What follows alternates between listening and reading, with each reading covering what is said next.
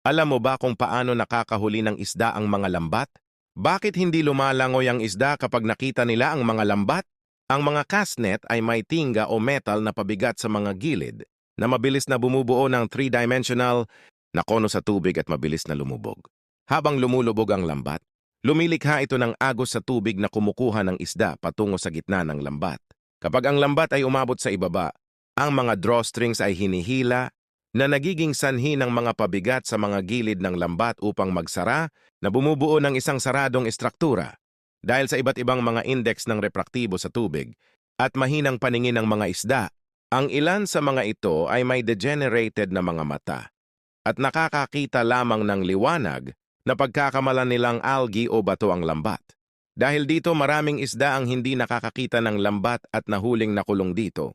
Ang bottom trawling ay kilala bilang isang killer ng karagatan. Ang malalaking bangkang pangisda ay humihila ng malalaking lambat na dumadampi sa ilalim ng dagat at kapag gumagamit ng fine mesh nets, hinuhuli nila ang lahat ng nilalang tulad ng vacuum cleaner na nagdudulot ng malubhang pinsala sa seabed at isda.